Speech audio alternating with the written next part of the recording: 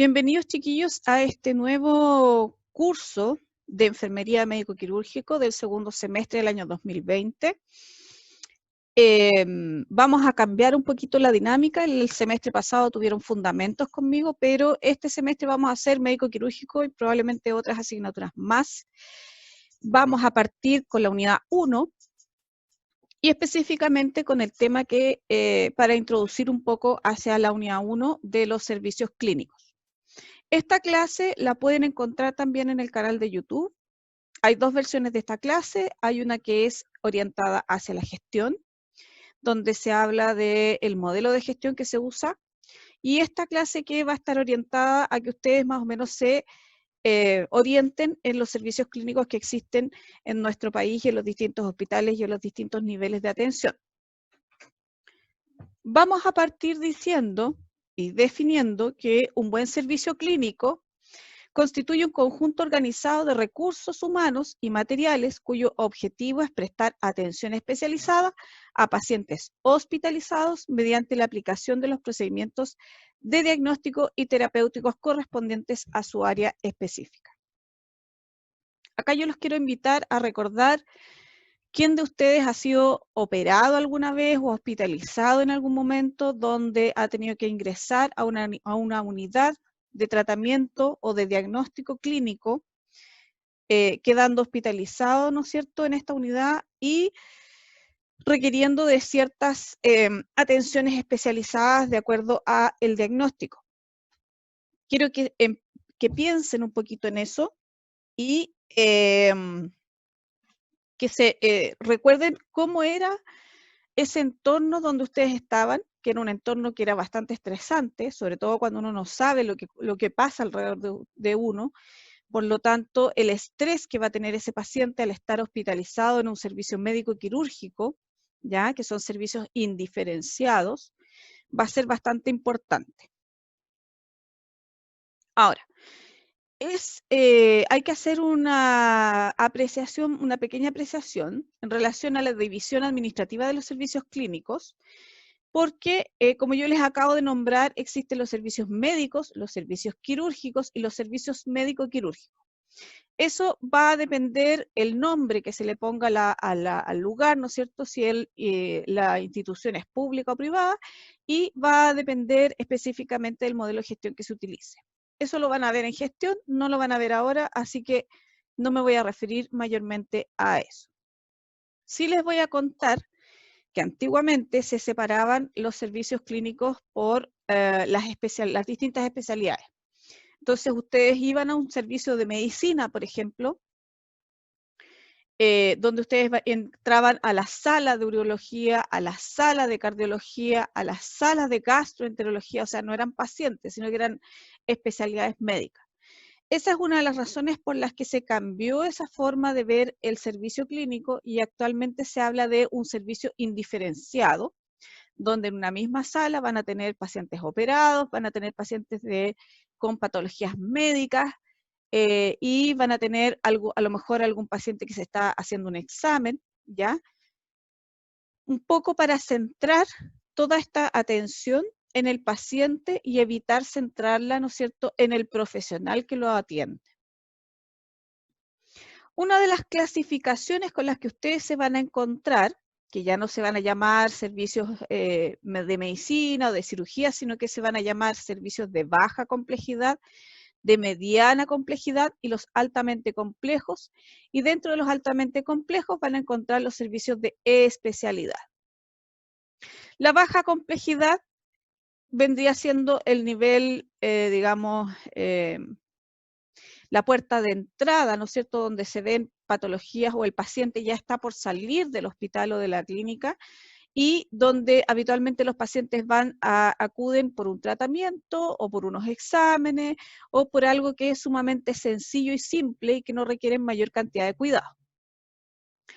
Las unidades de mediana complejidad son aquellas donde ya requerimos un poco de, por ejemplo, equipamiento específico como bombas de infusión, de doble canal, por ejemplo, o monitores cardíacos u otro tipo de instrumentación que pudiéramos necesitar, como por ejemplo para medir la presión intracraneana o qué sé yo. Los altamente complejos, aquí ya estamos hablando claramente de servicios como UCI, donde hay ventilación mecánica, donde abarca todo lo anterior, pero vamos a tener, por ejemplo, aquí estos pacientes que requieren monitorización constante y donde sus atenciones son altamente complejas y específicas. Por lo tanto, los profesionales que trabajan en estos servicios de alta complejidad son profesionales altamente entrenados.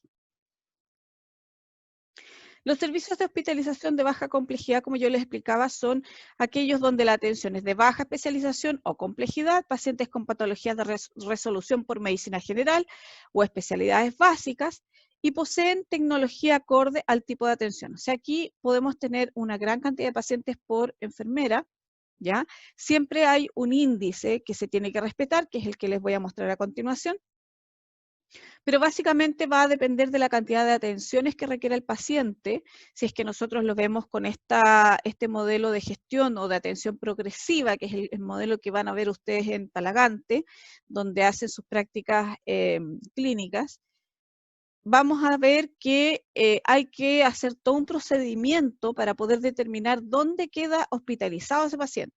Si lo van a categorizar, lo van a evaluar al comienzo dependiendo del servicio donde ingrese, etcétera, etcétera. Ese es más o menos un servicio básico, donde esta es una sala individual bastante bien, ¿cómo se dice? Bien implementada, ya con su cama, ¿no es cierto? Esta es una foto un poco antigua, una mesa, ¿no es cierto?, de apoyo, un velador, su silla para el acompañante y un sofá para la persona, digamos, que se va a quedar con él. Si ustedes se fijan aquí, prácticamente no hay cenefa donde exista oxígeno o vacío o alguna cosa así. Este es como el estándar que nosotros deberíamos tener para una unidad básica.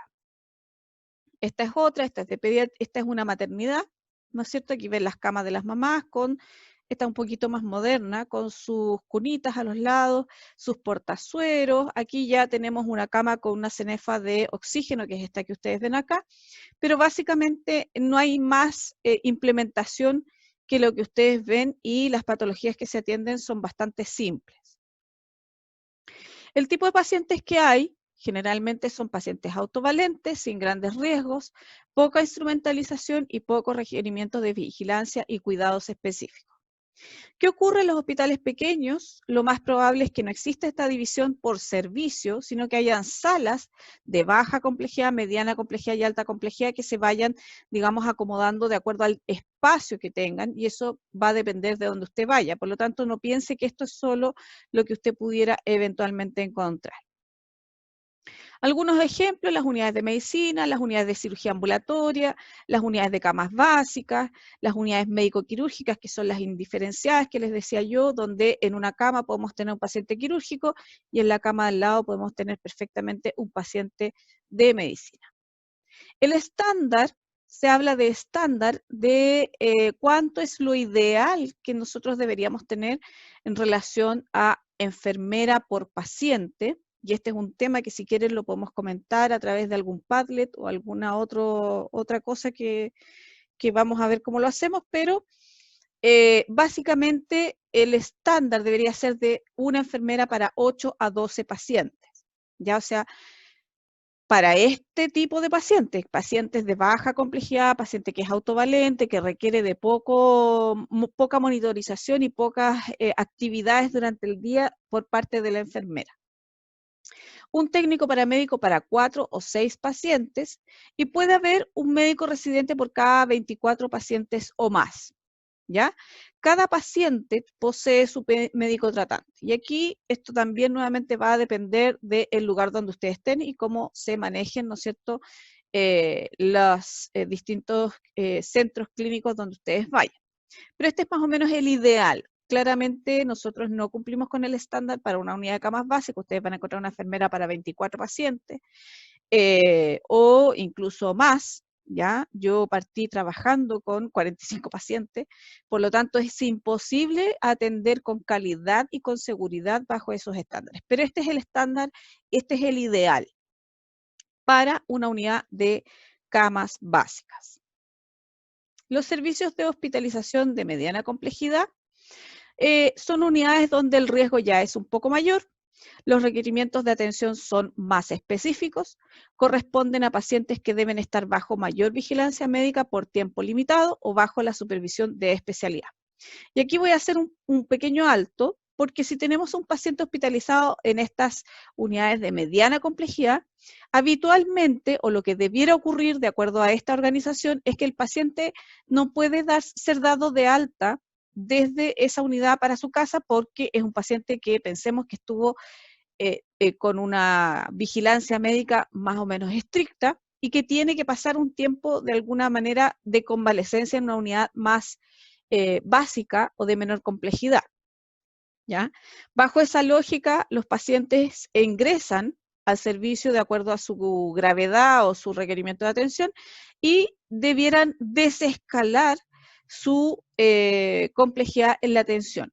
O sea, un paciente, por ejemplo, que está en una UCI, no podría o no debiera, ¿ya? Eso va a depender mucho de los requerimientos de camas y de una serie de cosas que hayan, pero un paciente que está saliendo de ventilación mecánica, por ejemplo, no puede llegar a irse para la casa, sino que tendría que pasar a una unidad de mediana complejidad donde lo sigan vigilando por un tiempo hasta que se determine que a lo mejor pudiera pasar a una unidad de baja complejidad y de ahí irse para la casa, ¿ya?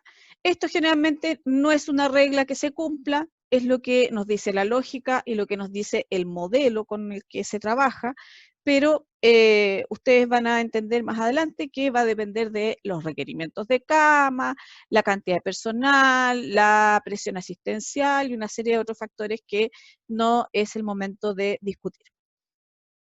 Estos servicios de mediana complejidad poseen tecnología que permite mayor monitorización de los pacientes. Como yo les contaba hace un rato, bombas de doble canal, por ejemplo, o pacientes que tienen catéter venoso central o marcapasos externos, o sondas nasoyeyunales, o que requieren monitorización permanente. Aquí ya tenemos una unidad de mediana complejidad, ¿ya? Donde ustedes pueden ver que son pacientes que todos están con monitor, donde tenemos distintos tipos de bombas. Aquí hay una bomba doble canal, esta es una bomba de microdosis, y aquí tiene dos bombas, aquí también tiene dos bombas, una de microdosis y una de doble canal, y así sucesivamente. Son unidades que requieren, ¿no es cierto?, que exista un médico en forma permanente, y donde generalmente trabajan las especialidades de medicina interna para arriba, como endocrinología y otras más, ¿ya? Y ustedes ven que estas camas ya son un poco más modernas, tienen sus barandas, su mesa, ¿no es cierto?, de ayuda, una mesa auxiliar que se llama, y cada uno con su tablita, ¿no es cierto?, y sus registros clínicos bien ordenados como debiera ser. Los tipos de pacientes son autovalentes o con escasa dependencia, adultos mayores con múltiples patologías, por ejemplo, un adulto mayor que sea insuficiente renal, diabético, hipertenso y cardiópata, pacientes que necesitan de monitoreo con equipos y con tecnología, y necesidades de atención o procedimientos clínicos con mayor frecuencia. Por ejemplo, un paciente con una irrigación vesical, un paciente postoperado de una resección transuretral, una RTU, lo van a buscar si es que tienen dudas, y donde ese paciente necesita estar en vigilancia constante porque está con esa irrigación vesical permanente. ¿Cuál es el estándar ideal para de personal y de enfermera, digamos, para este tipo de unidades? Es una enfermera por 6 a 10 pacientes, un técnico paramédico por 3 a 5 pacientes, hay un médico residente que sea especialista por cada 12 pacientes aproximadamente a cargo durante el día de los pacientes, y un médico tratante por cada paciente. Ya en general aquí el médico tratante se comunica con el residente solo para ver cómo va el paciente, si requiere de algo más, etcétera, etcétera, porque se entiende que el médico tratante es de una especialidad menor a el médico residente. O sea, el que manda más acá, si ustedes lo quieren poner así, sería el residente. Por ejemplo, la unidad de agudos, unidad de infeccioso, que prácticamente ya no quedan, unidad de quemados, los aislamientos, oncología, neurología, traumatología. Son subespecialidades, si ustedes quieren, que dependiendo del tipo de paciente, van a necesitar este tipo de atención. Los servicios de hospitalización de alta complejidad van a corresponder a servicios altamente tecnologizados, alta demanda asistencial, pacientes de alto riesgo, altos requerimientos de atención o de atención de especialidad. ¿Ya? Son lo que antiguamente se conocían como UCI, unidad de cuidados intensivos, o UTI, unidad de tratamiento intermedio. La sigla, en realidad no hay un acuerdo universal en relación a las siglas, pero cuando nosotros hablamos de intensivo, ya sabemos que es una UCI, y cuando hablamos de intermedio, ya sabemos que es un poco menos que la UCI, ¿ya? Entonces son pacientes de alto riesgo con altos requerimientos de atención o de atención de especialidad, y son unidades pequeñas con una distribución bastante particular. Y aquí ustedes van a ver que acá no se aprecia mucho, pero básicamente ahí está, a este lado, que no se alcanza a ver, está la estación de enfermería. Acá están los residentes trabajando, que están permanentemente revisando a los pacientes, y los pacientes están en una suerte, no sé si se alcanza a apreciar, de media luna, todos con sus respectivos monitores, sus respectivos elementos, digamos, tecnológicos, separados por una cortina, o puede ser, dependiendo también de la UCI, de una mampara de vidrio, ¿ya? Pero aquí todo tiene que estar a la vista, o sea, esa es la razón de que esto esté en una media luna, porque la persona que se para acá, la enfermera, el médico, qué sé yo, acá tiene un panel que acá no se alcanza a ver, pero están todos los monitores del servicio, donde se pueden ver todas las monitorizaciones de los pacientes, ¿no es cierto?, cómo van sus ritmos cardíacos, si tienen monitorización de oxígeno, etcétera, etcétera, etcétera, está todo a este lado. Por lo tanto, la persona que está aquí, que se sienta aquí o se para aquí, tiene la visión completa de todos los pacientes que están acá, incluso con una sola mirada puede saber cómo está respirando el paciente, cómo si tiene dolor, si se queja, si tiene alguna alteración, etcétera, etcétera. Esta es una UCI cerrada, que es lo que yo les comentaba, que son aquellas con mamparas de vidrio. Acá a este lado, que acá la foto está tomada desde la mampara de entrada, hay una mampara que es de vidrio. Si ustedes se fijan, todo es de vidrio, porque la idea es que el paciente esté a la vista, que no esté, se les pone un poco estas cintas digamos, de papel, ¿cómo se llama esto? De vidrio esmerilado, de vidrio iglesia, que se le llama, para que tenga cierta privacidad, pero en realidad los pacientes en general están en condiciones tan malas que ni siquiera están muchas veces conscientes. Los pacientes en este caso son completamente dependientes, son de alto riesgo, necesitan constante monitoreo y o soporte vital. Hay vigilancia constante y procedimientos clínicos invasivos con alta frecuencia.